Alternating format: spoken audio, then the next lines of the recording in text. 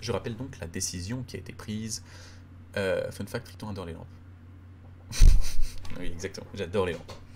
J'adore les lampes, les distilleries et les quêtes foirées au dernier moment. Objectif, des habits, des soins, un toit et de la chaleur. Messieurs, les démons, je vous remercie encore une fois pour votre présence, c'est super chouette.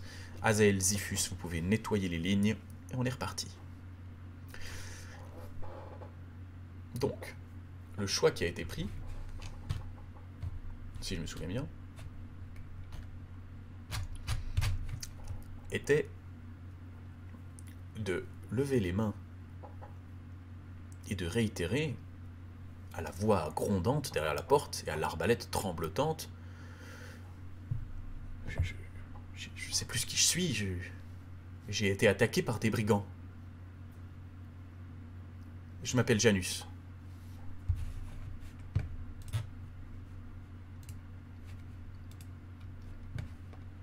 C'est reparti. Excusez-moi, un petit problème technique.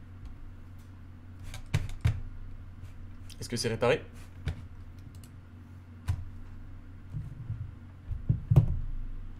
Zifus, est-ce que c'est réparé? Ah, on a perdu Zifus. Bon.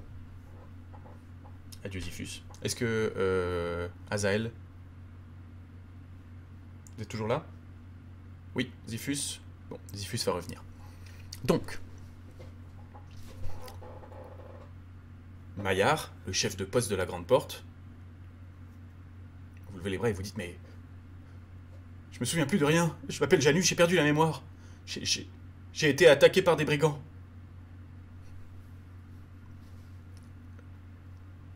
L'homme fait une petite pause. Attaqué par des brigands. Vous êtes le crapaud le plus bête que je n'ai jamais vu, mais... Ou s'agirait-il d'une entourloupe? Qu'est-ce que c'est que ça? Et puis, vous voyez l'arbalète qui, sur ses dires, commence à piquer du nez. Simplement, la personne n'est plus en joue derrière. Elle hésite, bien à l'abri derrière la double porte en chêne massif. Vous avez été attaqué par des brigands? À partir de quel moment est-ce que vous avez des souvenirs? Attention, je vous préviens. À ce moment, vous sentez l'arbalète qui se réaffermit à travers le Judas, de nouveau braqué sur vous. À la moindre entourloupe, je vous ai prévenu. Je suis peut-être vieux, peut-être que je dormais, et peut-être que j'ai un peu bu, mais je pourrais vous toucher comme les papillons que j'épingle dans mon grand livre. Alors, racontez-moi votre histoire, calmement, simplement, et sans me prendre pour un con. Méfiez-vous, passé minuit, je suis nerveux.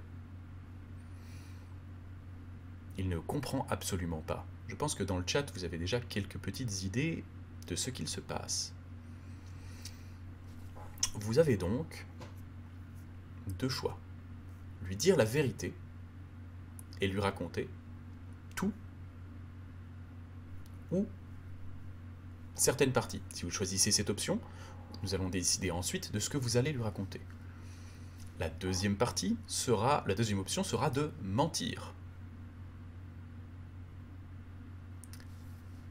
La troisième option n'est disponible que si dans le chat, quelqu'un arrive à expliquer à Maillard, le chef de la grande porte, d'où vient le quiproquo.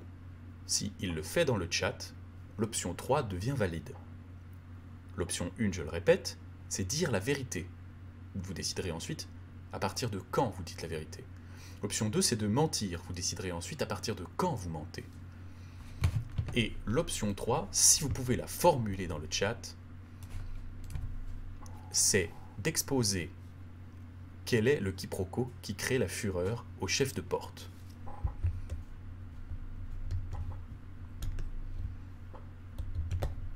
Et l'option 3 n'est valide que si vous l'avez.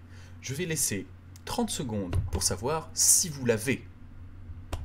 D'où vient cet émoi du chef de porte? Quel est le problème? Finalement, c'est son travail de garder la porte. Et j'espère qu'il ne braque pas tous les voyageurs avec une arbalète.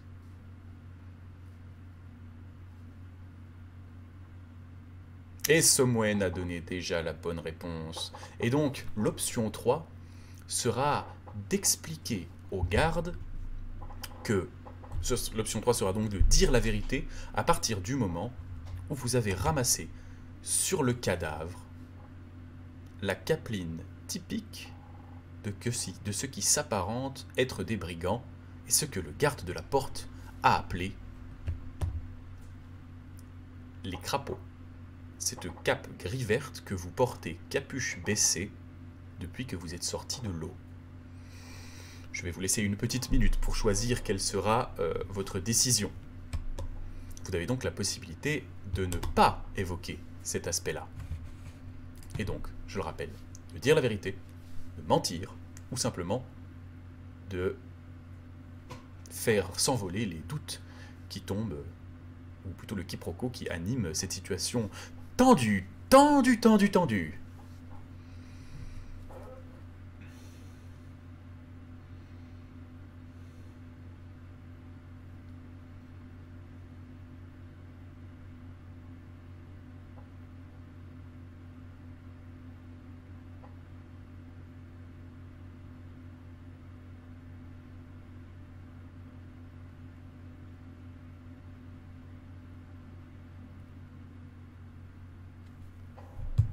Excusez-moi, je vous avoue que je fatigue un petit peu entre l'écriture et le stream non-stop. Mais s'il y a toujours des gens motivés à la suite, on est là. Effectivement, Gricro, tu le dis de manière tout à fait simple, mais le coup du bourgeois, le coup de lui faire croire que non, ça serait peut-être pas passé. Point faible pour Somwen, trop fort.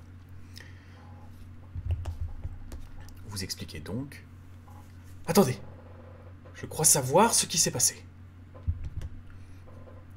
J'ai perdu la mémoire, et quand je me suis réveillé, j'étais dans la rivière, j'ai tenté de descendre sur un radeau de fortune. À un moment, j'étais torse nu, j'avais que ce vieux pantalon. Vous montrez à ce titre le pantalon. Il y avait un cadavre dans la rivière, je l'ai ramassé et j'ai pris le manteau parce que j'avais froid et je me suis dit que ça me sauverait la vie. Je ne sais pas à qui il appartient. Si vous me dites qu'il appartient à des bandits, j'y peux rien. C'était de la laine. J'étais tout nu dans la rivière. Vous pouvez me comprendre, s'il vous plaît. Sans être de nature inquiète, d'ailleurs vous ne savez plus réellement de quelle nature vous êtes, le froid, la douleur, le sang qui coule et la perspective de se manger le petit frère que celui que vous avez déjà dans les reins n'aident pas à avoir la voix très sûre. Maintenant, toujours dans cet état, vous commencez à trembler, de manière complètement irrépressible. Vous êtes fatigué, vous êtes à deux doigts de vous effondrer. En réalité, vous arrivez au bout de vos forces. Il vous reste plusieurs options.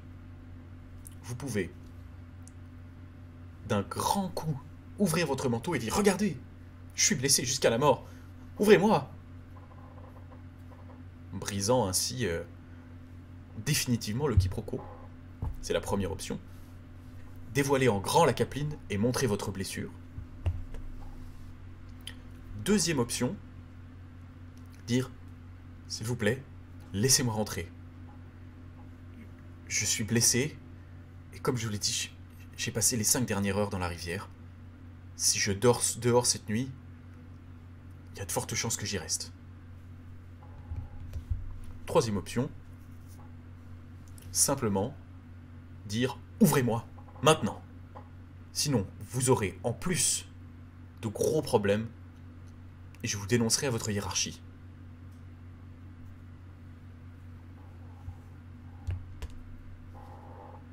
En gros, l'idée c'est, vous refaites du forcing en disant, maintenant, non, excusez-moi, la phrase était peut-être un petit peu mal trouvée. C'est votre devoir d'aider un homme en détresse, et si ce n'est pas vous qui m'ouvrez, je me ferai assurer de me faire ouvrir par votre chef. Voilà. Quatrième option, je ne la mets pas, mais elle existe, rompre le dialogue. Vous avez à nouveau 2 minutes pour choisir la réponse. Ça fait un peu long 2 minutes à chaque fois. N'hésitez pas à me dire un peu ce que vous en pensez d'ailleurs. Et alors que nous sommes toujours 22, ce qui est quasiment un record, Alors, de savoir s'il y a un chef du chef, effectivement, éclair au chocolat, c'est une très bonne question. Vous avez la mémoire qui flanche. Ça, c'est le principe même et le présupposé de cette quête. 30 secondes par choix de réponse, parfait. Alors effectivement, le timer ici présent s'arrêtera aux 3/4 du camembert.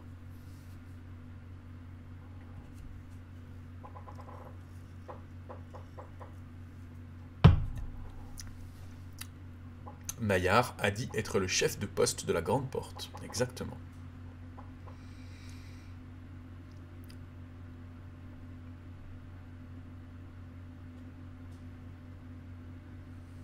Il est donc au moins chef de l'équipe de la Grande Porte, ça, c'est une certitude. À savoir si il est donc souverain, ça, c'est une autre question. Et tandis que l'heure avance dans la nuit, on se rend compte qu'il y a de moins en moins de votants, mais tout de même, on est maintenant à 12 votants, ce qui sur 22 viewers est un très bon score, j'en suis ravi. N'hésitez pas à rester après, quand on terminera aux alentours de 23h30, pour me donner un retour. J'en serais ravi, ou sinon de me MP d'ailleurs. Je réponds volontiers, mais le concept étant nouveau, et le temps est terminé et notre décision a été prise. Votre décision a été prise. Je suis très friand de retour. Voilà, excusez-moi.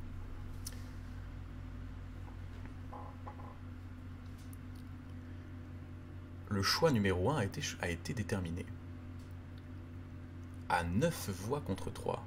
Et donc, d'un mouvement brusque, vous ouvrez votre manteau en disant « Regardez, je suis blessé !» Le temps s'arrête. Et vous entendez la corde de l'arbalète qui grince sur ses essieux. Heureusement pour vous, vous êtes tellement blessé qu'il n'a pas fallu longtemps à Maillard, le chef de la porte, pour se rendre compte que sous le manteau, un bain de sang faisait office de teinture pour votre pantalon.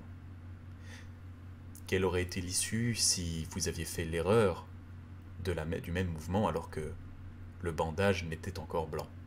Heureusement, cette fois-ci, le doute n'est pas permis. Décidément, là, quelque chose doit se produire. L'arbalète disparaît du Judas. Et vous voyez apparaître de très belles moustaches blondes par le Judas. Et puis, des yeux bouffis dans un visage un peu gras. Et la voix qui fait « Oh, par la Vierge Blanche, c'est donc bien vrai que vous êtes blessé. Et salement blessé. Faites un pas en arrière, monsieur. Restez bien dans la lumière. Et vous retirez votre ceinturon et votre capeline. Vous la posez devant vous. Est-ce que vous pouvez faire ça? Un pas en arrière, vous enlevez le ceinturon et la capeline. D'accord? Donnez-moi le temps de chercher mes clés. L'arbalète disparaît du Judas et des choix s'offrent à vous. Alors, des choix très simples, rompre le dialogue à nouveau, mais surtout le choix d'obéir complètement, faire un pas en arrière, en plein dans la lumière des torches, et écarter les bras, offrant votre poitrail à nu, puisque vous aurez enlevé la capeline, votre ceinture et votre couteau.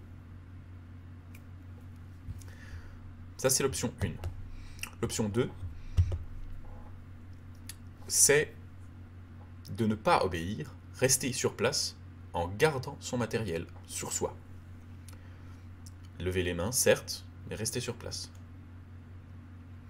L'option 3 consiste à enlever sa capeline, à la tenir dans ses bras, alors que vous dissimulez le couteau dégainé à l'intérieur de la capeline, au cas où les choses tourneraient mal. Finalement, qui sait quelles sont les intentions de ce moustachu? C'est inquiétant, un moustachu. Pour ce choix, vous aurez donc 1 minute 30. Bonne chance. Je rappelle l'option 3, enlever sa capeline, la tenir dans ses bras et dissimuler le couteau. On ne sait jamais ce qui peut arriver. C'est une stratégie qu'on appelle faire une wajdi, le couteau étant souvent remplacé par une arbalète lourde qui permet de clouer un garde d'élite à la porte en lui souriant gentiment en faisant « Bonjour, comment ça va ?» et de vider son carreau. Si jamais, amateur de jeux de rôle et de conseils bidons, ça marche très très bien lorsque l'ennemi ne sait pas que vous êtes armé. Alors, est-ce qu'on peut lui mettre un taquet? Oui, effectivement, l'option 4 existe toujours, c'est tout à fait juste. Rompre le dialogue, je l'ai dit. Parfait.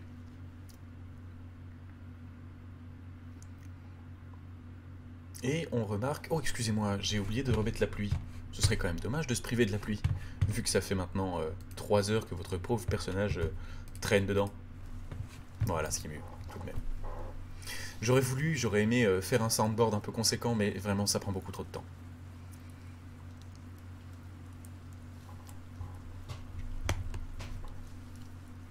Il vous reste encore les 30 secondes.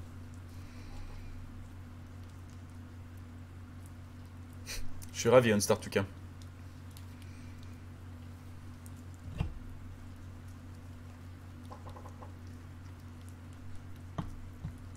J'espère vous revoir demain. Et la suite, très très vite. Ah, les votes sont un peu plus partagés.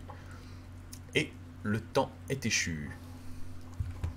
À 62% des voix, 8 personnes seulement. C'est dire, vous pouvez chacun à votre niveau faire la différence dans les votes. C'est vous qui jouez, c'est un chat qui est pour l'instant très cohérent, c'est un stream dont vous êtes le héros. Chaque vote compte, il n'y a eu ici que 13 votes. La majorité est à 8 votes, chaque vote compte, je le rappelle. Et donc, vous décidez sagement d'obéir. Vous vous déshabillez et grelottant sous la pluie, levez les mains avec votre couteau au sol alors que la poterne s'ouvre. La poterne, il s'agit donc de la petite porte avec les gonds à l'intérieur de la grande. La lumière vous éblouit un peu plus que celle d'une torche et vous voyez Maillard sortir avec une lanterne sourde. Il a troqué son arbalète pour une épée courte, dégainée. Il vous regarde. Il s'agit d'un homme chauve, fort sympathique, un peu plus âgé que vous, la trentaine d'années. Il plisse les yeux sous ses épais sourcils blonds et la pluie coule à travers sur son nez. Il a l'air peu réveillé. Il porte une capeline bleue, un tabard qui lui est fermé par une lourde ceinture. Et vous reconnaissez ce logo. Il fait partie du royaume. C'est tout ce que vous savez. Lui, de son côté, avance. Et, durant quelques instants, en regardant par terre, passe l'épée devant. Alors qu'avant, il avançait avec la lanterne. Non, ce n'est pas le même logo que sur l'écharpe. Très vite, il secoue la tête d'un air résigné. Il rengaine son épée dans son fourreau et reprend la lanterne, avance vers vous d'un pas décidé. Ah, mon brave, je suis désolé, il sait que vous êtes nu. Je ne peux pas vous laisser remettre ça sur votre dos. J'ai des mauvais souvenirs avec cette couleur. Venez, venez. Il ramasse d'un geste brusque ce qu'il y a par terre et, beaucoup plus doucement, comme pour ne pas vous casser, vous, le grand échalas maigre sous la pluie, passe son bras par-dessus votre épaule, vous couvrant ainsi de sa capeline beige. Vous rentrez ainsi sous la lumière de la torche, et claque derrière vous la porte de Stapi. Vous êtes entré. Vous êtes frigorifié. L'homme ne sait pas trop quoi faire. Il arrive vaguement à regarder autour de lui, et puis il tend la main vers une clochette. Sonnez l'alerte? Non. Et alors que sa main s'arrête sur la clochette, vous sentez qu'il enlève son bras de sur votre épaule et qu'il regarde à l'intérieur de ses bras le couteau et le manteau. Il y a un reste de quelque chose. Tout de même. Et si c'était le pire des chevals de Troie? Mais le garçon a l'air blessé tout de même, se dit-il. Vous, frigorifié? Vous pourriez tenter de dire quelque chose? option 1, et l'appeler par son prénom. Maillard, je suis seul et d'un coup de botte vous me metteriez à terre. Quels sont les risques? Il s'agit de l'option 1. Est-il vraiment nécessaire de sonner l'alerte? Option 2, jurer sur la religion en demandant par tous les saints s'il vous plaît, un peu d'aide, j'ai froid. Si dans le chat vous avez le nom de l'entité religieuse que Maillard a invoquée alors qu'il était devant la porte, vous pouvez jurer par la même entité religieuse. J'attendrai de le voir dans le chat. 3, c'est simplement dire « S'il vous plaît, sonnez et faites quelque chose, mais ne me laissez pas dans le froid, je vais attraper la mort. Y a-t-il tant de monde à réveiller que ça pour un pauvre perdu ?» De nouveau, une option qui devrait le sortir de ses règles de soldat. En réalité, vous lui dites « Cessez d'agir comme un fonctionnaire. »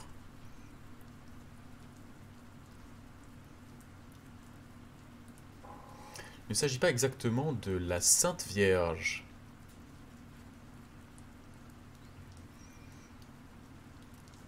Il y a un attribut en plus, propre au conservatoire d'Aufsor. La Vierge Blanche. Excellent, point faible de Somwen, trop fort. Et donc, option 2, à part la Vierge Blanche, s'il vous plaît. Laissez-moi rentrer, nous ne sommes pas en guerre, non? Vous pouvez jurer comme ceci. Vous avez 1 minute 30 pour choisir. Bien qu'il serait dommage de se priver de cet atout.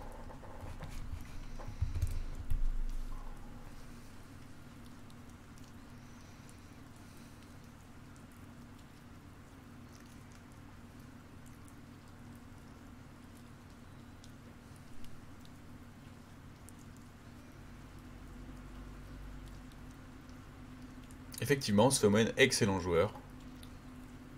Le choix le plus facile pour toi jusqu'à présent, évidemment. Moins le combat, effectivement, Somwen, c'est moins un joueur combat. C'est plus un joueur réflexion, on va pas se le cacher. Mais il fait ça très bien, hein, il fait ça très très bien. Je vous rappelle que c'est un stream dont vous êtes le héros et que chaque décision sont les vôtres. Il y a peu de votants, nous sommes 19 sur ce stream. Et donc même si c'est un plaisir de vous avoir, vous pouvez faire pencher la balance. Quels sont les risques à invoquer que vous n'êtes pas dangereux? Quels sont les risques à dire ne me laissez pas et à invoquer Ah, eh bien, c'est un choix définitif. Ce sera la religion.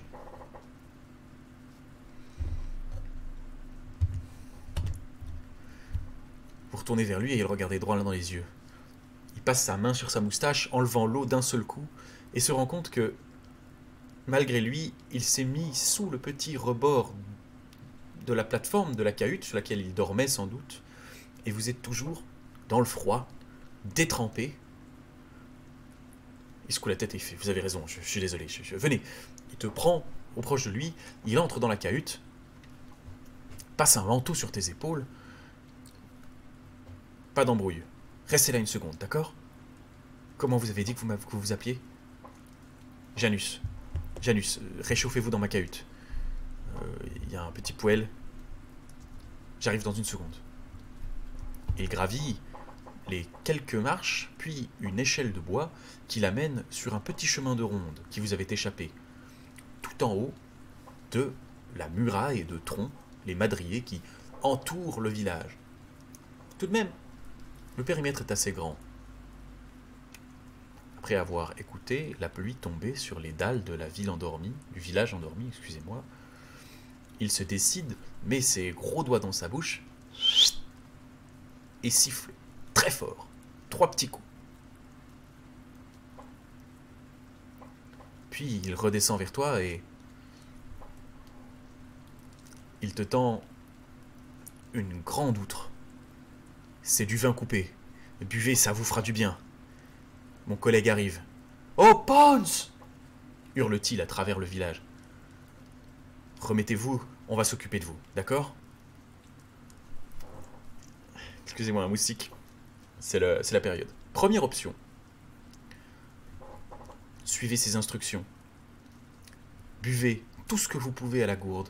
Reprenez un peu de force avec cette liqueur qui aura peut-être l'avantage de vous refaire un petit peu. Et restez près du feu en attendant que Pons arrive. Deuxième option. Refusez le vin et restez debout, conscient.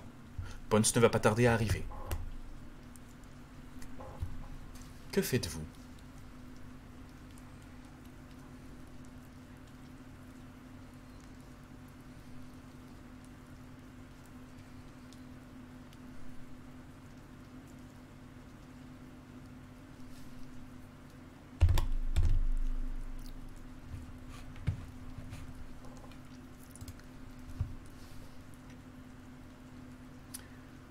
Non, pas d'option 4, rompre le dialogue.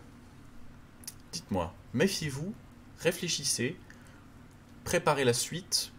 Qui sait, la nuit peut être encore longue.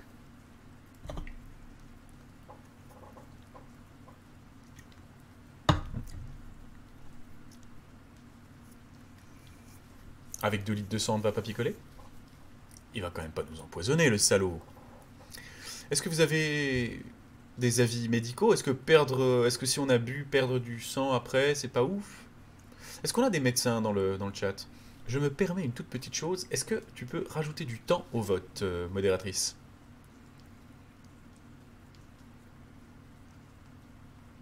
Non. Bon, eh bien c'est dommage. Vous refusez le vin. Extrêmement malvenu, non?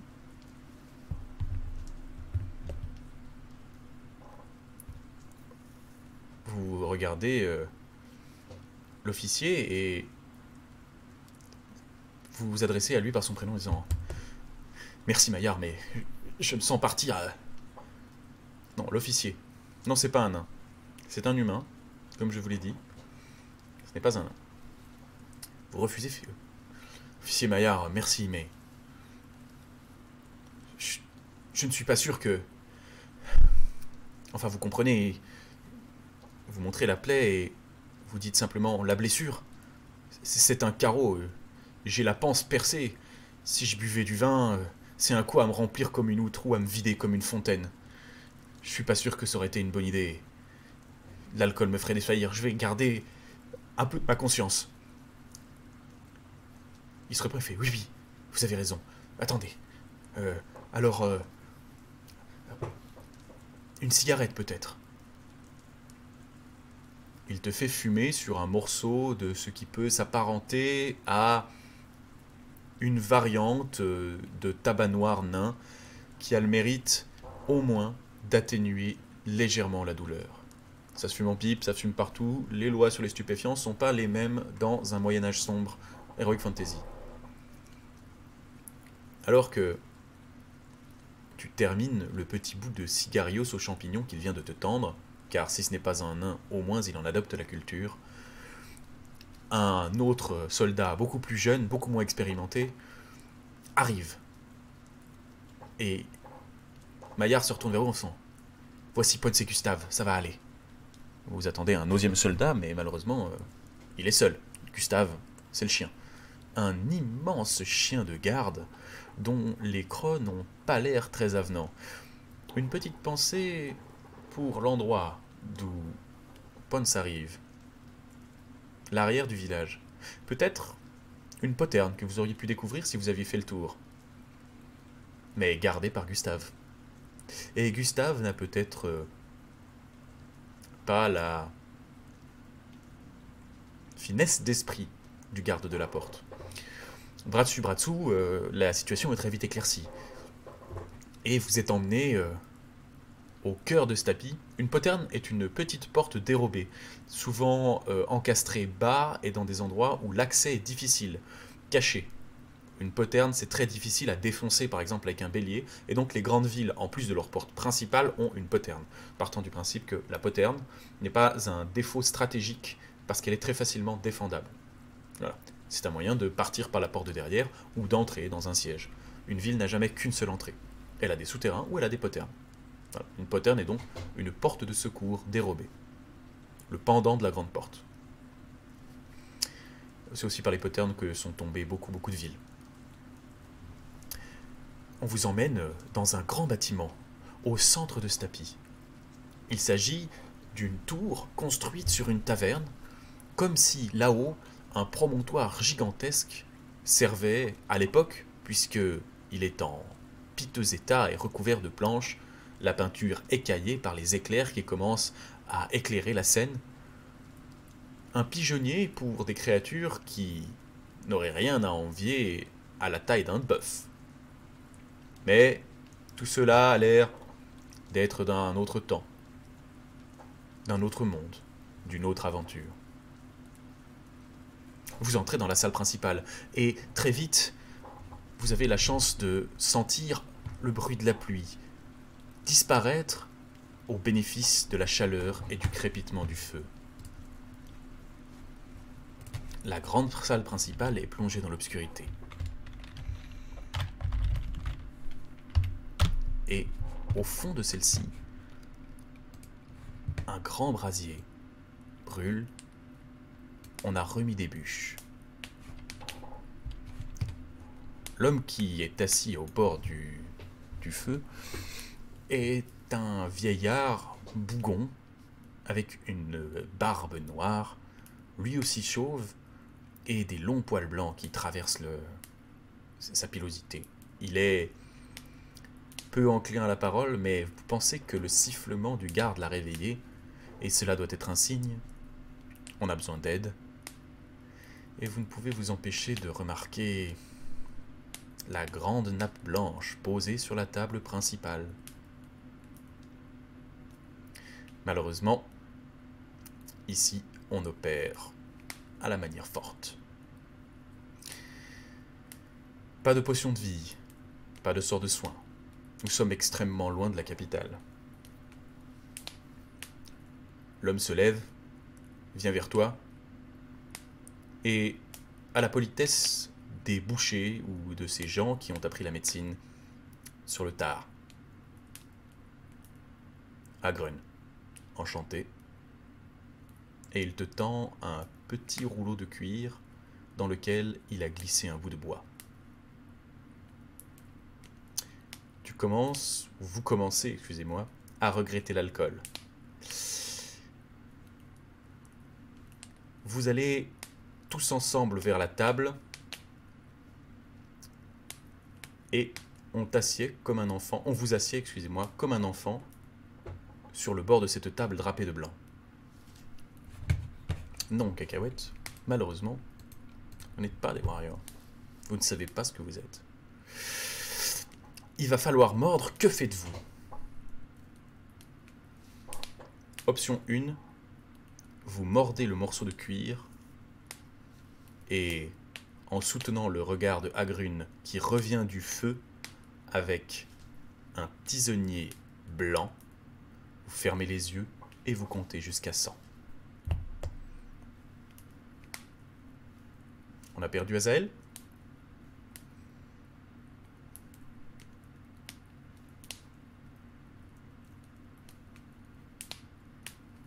Je rappelle donc l'option 1. Mordre dans le morceau de cuir en soutenant le regard d'Agrun qui vient avec un tisonnier chauffé à blanc. Fermez les yeux et comptez jusqu'à 100. Option 2. Ne pas mordre le tisonnier tout de suite et engager la conversation avec ces deux hommes que vous venez de croiser mais qui ont peut-être votre mie entre leurs mains.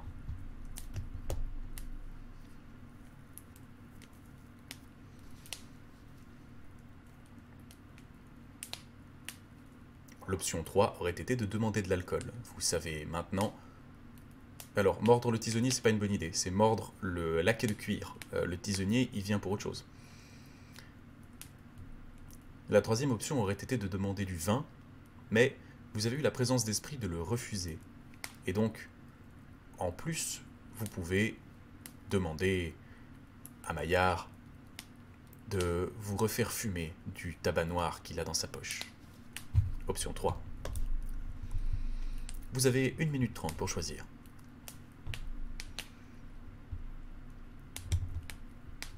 Souvenez-vous bien de tout ce que vous avez fait, et les joueurs qui sont là depuis le début, c'est sur vous que repose la suite de cette game.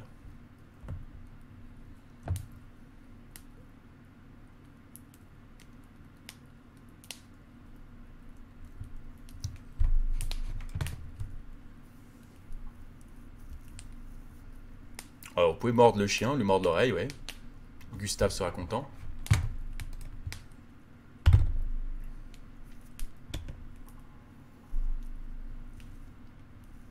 Je rappelle, mordre dans le morceau de cuir en soutenant le regard d'Agrune qui vient avec le fer rouge pour vous cautériser.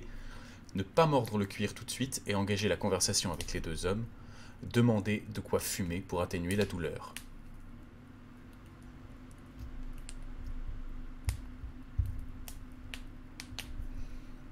YouTube, c'est sur ce choix cornélien que la VOD s'arrête.